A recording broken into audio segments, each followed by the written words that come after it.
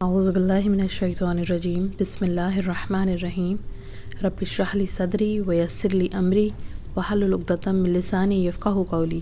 السلام علیکم ورحمۃ اللہ وبرکاتہ۔ تو سیدہ خدیجہ اپنے کزن ورقہ بن نوفل کے پاس گئیں تو ورقہ بن نوفل نے کہا کہ خدیجہ جو کچھ تم نے بیان کیا ہے اگر یہ سچ ہے تو یقیناً محمد صلی اللہ علیہ وسلم اس امت کے نبی ہیں اور یہ انہی کا زمانہ ہے۔ آگے بات کنٹینیو کرنے سے پہلے سیدہ خدیجہ کی زندگی کو ایک نظر دیکھ لیتے ہیں۔ نبی کریم صلی اللہ علیہ وسلم نے سیدہ خدیجہ کا مال لے کر 2 بار یمن کا سفر کیا۔ سیدہ خدیجہ نے اپنی سہیلی نفیسہ کے ذریعے شادی کا پیغام بھیجا تھا اور آپ صلی اللہ علیہ وسلم کی رضامندی کے بعد ان کے چچا کے ذریعے بات آگے بڑھائی تھی۔ سیدہ خدیجہ کا شجر نسب 4تھی نسل میں جا کر نبی اکرم صلی اللہ علیہ وسلم سے ملتا ہے۔ زمانہ جاہلیت میں بھی وہ اتنی پاکیزہ سیرت تھیں کہ ان کا لقب ہی طاہرہ تھا۔ قریش انہیں سیدۃ النساء قریش کے نام سے بھی پکارتے تھے، یعنی قریش کی خواتین کی سردار۔ سیدہ خدیجہ کی آپ صلی اللہ علیہ وسلم سے پہلے 2 شادیاں ہوئی تھیں۔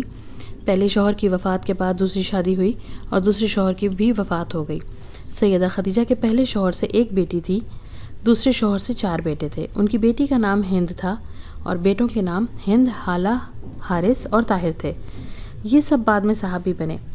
ان کے پہلے بیٹے ہند غزوہ بدر اور غزوہ احد میں ایز اے مجاہد شامل تھے اور 36 ہجری میں جنگ جمل میں حضرت علی کی طرف سے لڑتے ہوئے وہ شہید ہوئے تھے۔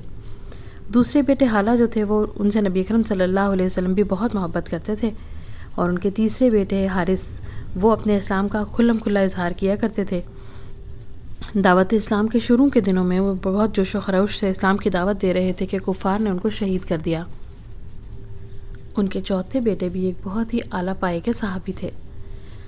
سیدہ خدیجہ کے دوسرے خاوند کی وفات کے بعد بڑے بڑے سردار ان سے شادی کے خواہش مند تھے، مگر جب انہوں نے میسرہ سے غیر معمولی واقعات سنے اور ورقہ بن نوفل سے تصدیق بھی کر لی تو خود ہی پیغام بھیجنے میں دیر نہ کی۔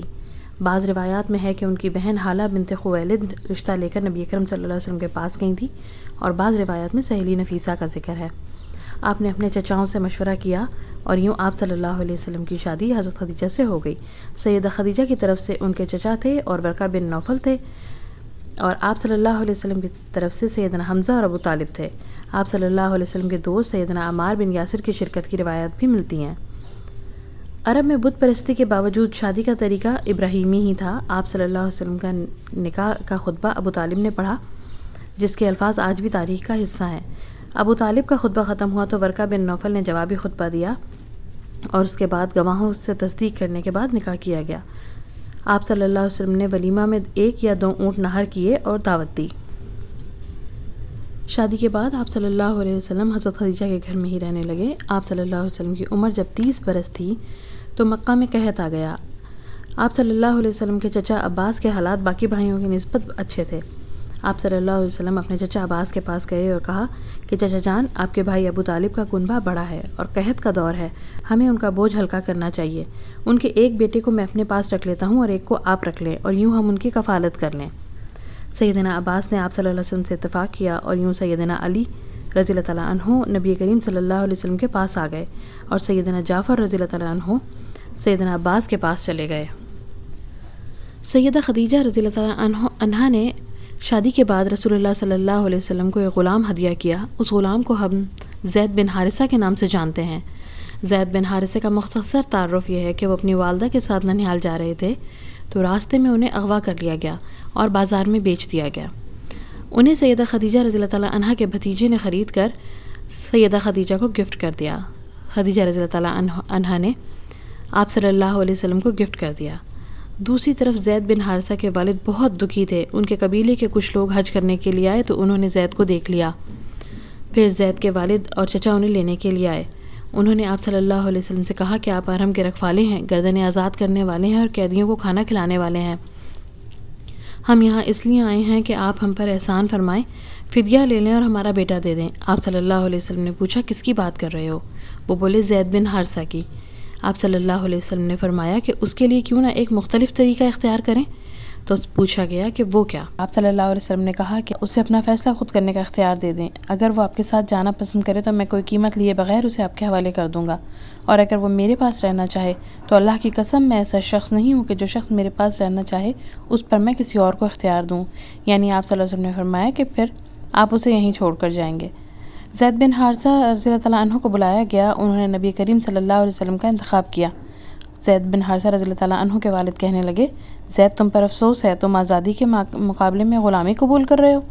زید بن حارثہ نے جواب دیا کہ میں نے ان کی ذات میں اتنی عظیم خوبیاں دیکھی ہیں کہ اب ان کے مقابلے میں میرے لیے کوئی اہم نہیں۔ آپ صلی اللہ علیہ وسلم نے ان کا جذبہ محبت دیکھا تو انہیں اپنا منہ بولا بیٹا بنانے کا اعلان کر دیا۔ ان کے والد نے بھی جب اپنے بیٹے کو غلامی سے آزادی کی طرف آتے دیکھا تو خوشی سے واپس چلے گئے۔ نبوت سے پہلے اللہ پاک نے آپ صلی اللہ علیہ وسلم کو ایک بیٹا عطا کیا جس کا نام قاسم رکھا گیا، اور جن کی چھوٹی ہی عمر میں وفات ہو گئی۔ آپ صلی اللہ علیہ وسلم کی 4 بیٹیاں تھیں، زینب، رقیہ، ام کلثوم اور فاطمہ رضی اللہ تعالیٰ عنہ۔ آپ صلی اللہ علیہ وسلم کی عمر جب 35 برس کی ہوئی تو مکہ میں سیلاب کی وجہ سے کعبۃ اللہ کو نئے سرے سے تعمیر کرنے کا وقت آ گیا۔ اس مقصد کے لیے خام مال یعنی را مٹیریل خریدنے کے بارے میں مشورہ ہو ہی رہا تھا کہ اطلاع ملی کہ ساحل پر رومیوں کا جہاز ٹکرا کے ٹکڑے ٹکڑے ہو گیا۔ اس میں بہت قیمتی لکڑی موجود ہے۔ جب مکہ کے سردار وہاں پہنچے تو انہیں پتہ چلا کہ یہ ایک گرجا گھر بنانے کے لیے لے کے جائی جا رہی تھی۔ انہوں نے رومیوں سے وہ لکڑی خرید لی اور اس تعمیر میں نبی اکرم صلی اللہ علیہ وسلم نے بڑھ چڑھ کے حصہ لیا۔ مکہ کے سرداروں نے حبل نامی بت کے آگے قرآن دازی کی اور تعمیری کام کو آپس میں بانٹ لیا۔ تعمیری کام کرتے کرتے وہ اس حصے پر پہنچ گئے جہاں حجر اسود کو نصب کرنا تھا۔ اس بات پر شدید اختلاف ہو گیا کیونکہ مکہ کے سب قبیلے اس کی اہمیت سے واقف تھے کہ یہ وہ پتھر ہے جسے جبرائیل لائے تھے، یہ جنت کا یاقوت ہے جس کا نور اللہ نے ختم کر دیا۔ اس وقت مکہ کے سرداروں میں ابو امیہ سب سے عمر رسیدہ اور دانا سردار تھا۔ اس نے کہا کہ اس شخص کو اپنا حکم بنا لو جو سب سے پہلے بابو بنو شیبہ سے داخل ہو، یعنی حرم کے خاص دروازے سے داخل ہو۔ نبی کریم صلی اللہ علیہ وسلم سب سے پہلے وہاں سے داخل ہوئے اور آپ صلی اللہ علیہ وسلم نے سارا ماجرا سن کر ایک چادر منگوائی اور کہا کہ ہر قبیلہ کپڑے کا ایک ایک کنارہ تھام لے۔ پھر حجر اسود کو اس چادر پہ رکھا گیا اور سب نے مل کے چادر اٹھائی اور پتھر کو آپ صلی اللہ علیہ وسلم نے اپنے ہاتھوں سے نصب کیا۔ اس کے بعد کعبہ کی تعمیر دوبارہ آپ صلی اللہ علیہ وسلم کے انتقال کے 64 برس بعد کی گئی۔ آپ صلی اللہ علیہ وسلم کی نبوت کی اگر بات کریں تو پچھلی آسمانی کتابوں میں آپ صلی اللہ علیہ وسلم کی صفات بتا دی گئی تھیں۔ عیسیٰ، موسیٰ اور داؤد علیہ السلام نے بھی آپ کے آنے کی بشارت دی تھی۔ سلیمان علیہ السلام نے بھی اس بارے میں بات کی اور وہ تاریخ میں محفوظ ہے۔ توریت، زبور اور انجیل میں نبی اکرم صلی اللہ علیہ وسلم کے آنے کے بارے میں بہت سی آیات موجود ہیں۔ اب آپ صلی اللہ علیہ وسلم کی نبوت کا وقت قریب آ گیا۔ رسول اللہ صلی اللہ علیہ وسلم کو تنہائی محبوب ہونے لگی۔ آپ کئی دن کے لیے غار حرا تشریف لے جاتے، غور و فکر میں مشغول رہتے۔ بعض محدثین اس بات کے بھی قائل ہیں کہ آپ ابراہیمی طریقے پر عبادت کیا کرتے۔ جزیرہ عرب میں کہانت کا بڑا چرچا تھا۔ کہانت اس علم کو کہتے ہیں جو جنوں کے ذریعے غیب کی باتیں معلوم کر کے لوگوں کو بتائی جاتی ہیں۔ ان کاہنوں کا کاروبار کیسے چلتا تھا اس کے بارے میں بھی ہمیں اللہ پاک کے رسول کی طرف سے ہی بتایا گیا ہے اور قرآن کی آیتیں بھی اس کی وضاحت کرتی ہیں۔ اللہ سبحانہ و تعالیٰ جب کوئی کسی کام کا حکم دیتے تو سب سے مقرب اور طاقتور فرشتے بھی کانپنے لگتے۔ اللہ سبحانہ و تعالیٰ کی بات پوری ہونے کے بعد وہ ایک دوسرے سے پوچھتے کہ تمہارے رب نے کیا کہا، پھر وہ اس حکم کو دوسرے فرشتوں تک پہنچاتے۔ حتیٰ کہ فرشتوں کی یہ ڈسکشن جس وقت چل رہی ہوتی تھی اس وقت کچھ شیاطین آسمان کی طرف جاتے اور ایک آدھا جملہ سن کر نیچے والے جنوں کو بتاتے۔ وہ جن کاہنوں کو ایک صحیح جملے کے ساتھ 100 جھوٹ ملا کر بتا دیتے۔